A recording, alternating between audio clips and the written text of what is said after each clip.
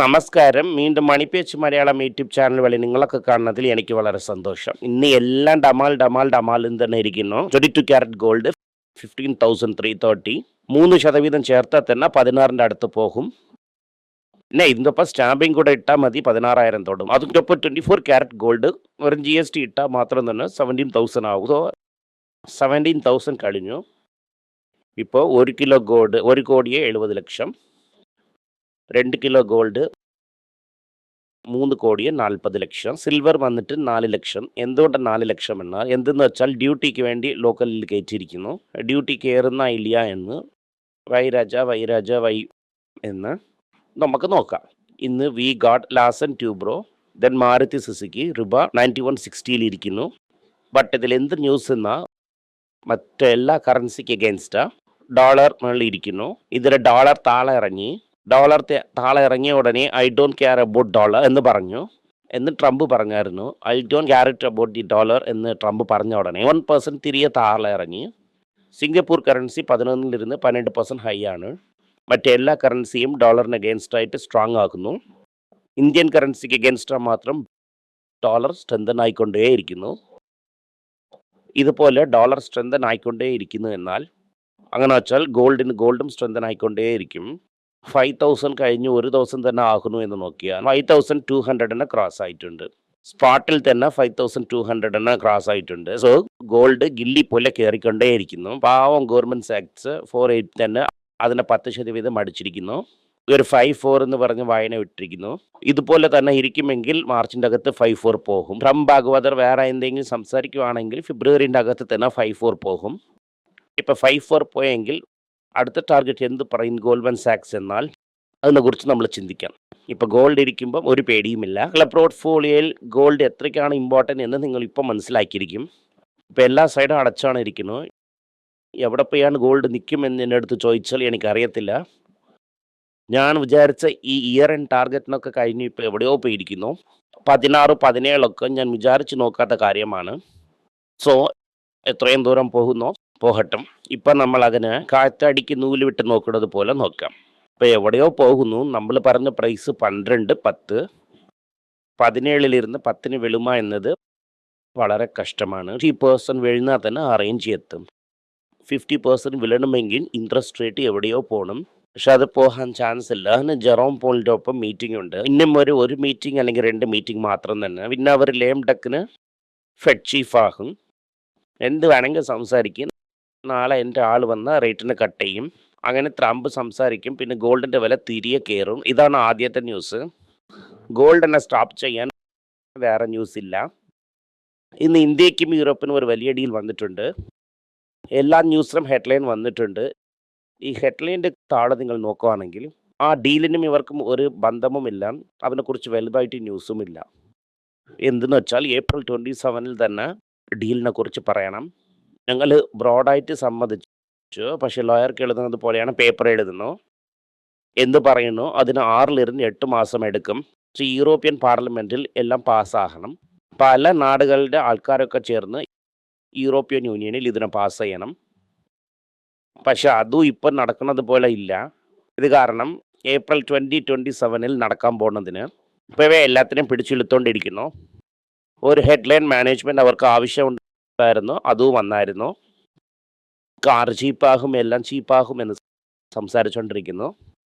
പക്ഷേ ഇത് നടക്കുന്ന പോലെ എനിക്ക് തോന്നുന്നില്ല. 27 രൂപ ഇന്നും 10% താഴെ വിടുവാണെങ്കിൽ സെഞ്ചുറി തീർച്ചയായിട്ടും അത് അപ്പോൾ നടക്കുകയാണെങ്കിൽ ഡീലിൻ്റെ ആവശ്യം കൂടെ ഇല്ല. അപ്പോൾ ഇത് കാരണം ഏത് മീനിങ് ഉള്ളതായിരിക്കുന്നോ അതിനെ മാത്രം നോക്കിയാൽ മതി.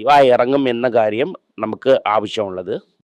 മാർക്കറ്റ് കയറിയിരിക്കുന്നു. അത് കയറുന്നത് വന്നിട്ട് ബാങ്ക് നിഫ്റ്റി കയറിയിരിക്കുന്നു. അതാണ് ഇന്നലെ തന്നെ 3 പ്രാവശ്യം അടിച്ചായിരുന്നു. അത് എപ്പോൾ അടിക്കാൻ പോകുന്നു പറയാൻ പറ്റില്ല. TCS എന്ത് ചെയ്തു എന്നാൽ അമേരിക്കയെ വിട്ടിട്ട് വേറെ എവിടെയെങ്കിലും എക്സ്പാൻഡ് ചെയ്യണം എന്ന കാരണത്താൽ ബ്രേസിലിന് പോയിരിക്കുന്നു.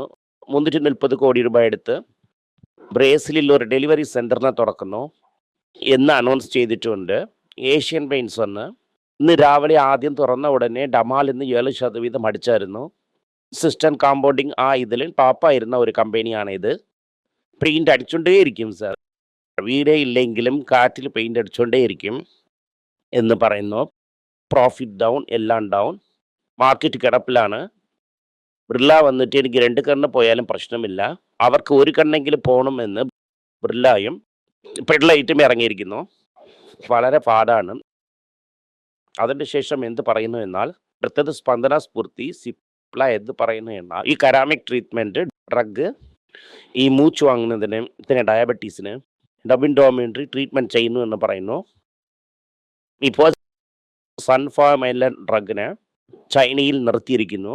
രാഷ് എന്ത് പറയുന്നു എന്നാൽ, ഞങ്ങൾ പുതിയതായിട്ട് ഒരു ബേസിക് ഡ്രഗ് കണ്ടുപിടിച്ചിരിക്കുന്നു, അത് 22% വെയിറ്റ് ലോസ് കാണിക്കുന്നു, phase 2 ട്രയൽസിൽ എന്ന് പറഞ്ഞിരിക്കുന്നു. Axis bank 3%, 4% പ്രോഫിറ്റിലിരിക്കുന്നു.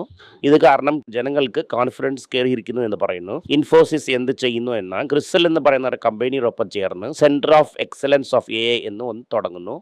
പിന്നെ HCL അമേരിക്കയിൽ ഇപ്പോൾ ഇങ്ങനൊരു കമ്പനിയെ വാങ്ങിയിരിക്കുന്നു. ഇത് രണ്ടും ഒരു നല്ല ന്യൂസാണ് നമുക്ക്. അതിനുശേഷം US കൺസ്യൂമർ കോൺഫിഡൻസ് വന്ന് 2014 കുറവാ പോയിരിക്കുന്നു. സോ അമേരിക്കയുടെ സമയം ഇപ്പോൾ മോശമാണ് എന്നത് നമുക്കിപ്പോൾ അറിയാമായിരുന്നു. BYD എന്ത് പറയുന്നു എന്നാൽ, ഇപ്പോൾ ഒരേ ഡിമാൻഡായിരിക്കുന്നു. ഈ ഡിമാൻഡിനൊക്കെ ഇന്ത്യയിൽ എന്നെ കൊണ്ട് മീറ്റ് ചെയ്യാൻ പറ്റുന്നില്ല. ഇത് കാരണം ഞാൻ ഇതിന് ആട്ടോൺ കിറ്റാക്കി കൊണ്ടുവന്ന് ലോക്കലിൽ ആർക്കായാലും കൊടുത്ത് ഞാൻ അസംബിൾ ചെയ്യാൻ തുടങ്ങും. നിങ്ങൾക്ക് ഓർഡർ താങ്ങാൻ പറ്റാത്ത അത്രേ എന്ന് പറയുന്നു. So BYD big winner.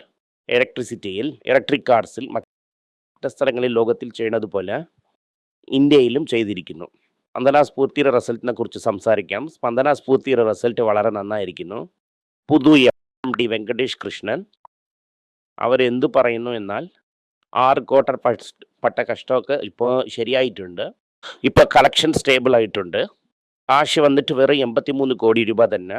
1600 friends ഇരുന്നിടത്തിൽ 1600 friends തന്നെ. ഇതോടെ ഞങ്ങളുടെ ഫ്യൂച്ചർ വളരെ നന്നായിരിക്കും. ഇപ്പോൾ നിങ്ങൾ നോക്കുവാണെങ്കിൽ ഞങ്ങളുടെ ബാലൻസ് ഷീറ്റ് ഇമ്പ്രൂവ് ആകും. ഇത് കാരണം ഞങ്ങൾക്കൊരു പ്രോബ്ലമും ഇല്ല. അസറ്റ് ക്വാളിറ്റി ഇമ്പ്രൂവ് ആയിരിക്കുന്നു. ഈ പ്രാവശ്യം പ്രൊവിഷനിങ് കാരണം തന്നെ ലോസ് കാണിച്ചിരിക്കുന്നു, ഇല്ലെങ്കിൽ ലോസ് കാണിച്ചിരിക്കത്തില്ലായിരുന്നു. ഇത് ക്ലിയർ ആയിട്ട് സ്പന്ദന വന്നിട്ട് വീണ്ടും വന്നത് കാണാൻ പറ്റുന്നു. ഇന്ന് 11% സ്റ്റോക്ക് കയറിയിരിക്കുന്നു. ഇത് കാരണം നാട്ടിൻ്റെ നിലമ ഇമ്പ്രൂവ് ആയിട്ടുണ്ടോ എന്ന് ചോദിച്ചാൽ അങ്ങനെ ഇല്ല. സ്പന്ദന സ്ഫൂർത്തി നടന്ന കാര്യം എന്ന് വെച്ചാൽ, ഒരേ ആൾക്ക് 4 ലോൺ കൊടുത്ത സ്ഥലത്തിലിരുന്ന് അവർ വെളിയിൽ വന്നിരിക്കുന്നു. പുതിയ മാർക്കറ്റൊക്കെ എക്സ്പാൻഡ് ചെയ്യുന്നു. എക്സ്ട്രിൻസിക് ബാലൻസിനൊക്കെ കുറയ്ക്കുന്നു. ഫിനാൻസിനെയും ശരി ചെയ്തു. ഇത് കാരണം എക്സ്ട്രാ വരുന്നു.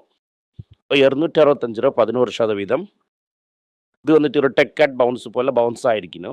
തിരികെ ഒരു 250 താഴെ വീഴും. അപ്പോൾ ഡെഫിനറ്റാக അതിനെ കൺസിഡർ ചെയ്യാം. അതായത് നിങ്ങൾ 5 വർഷത്തിന് ക്ഷമയോടെ കാത്തിരിക്കണം. ദാസലാൻ ട്യൂബിൻ്റെ റിസൾട്ട് ഞാൻ ഇൻട്രസ്റ്റോടെ നോക്കുന്നു. TVS മോട്ടാറിൻ്റെ റിസൾട്ട് വളരെ ഇമ്പോർട്ടൻ്റ് ആണ്. ഇലക്ട്രിക് സ്കൂട്ടർ എങ്ങനെ വിൽക്കുന്നു എന്ന് അറിയാൻ പറ്റും.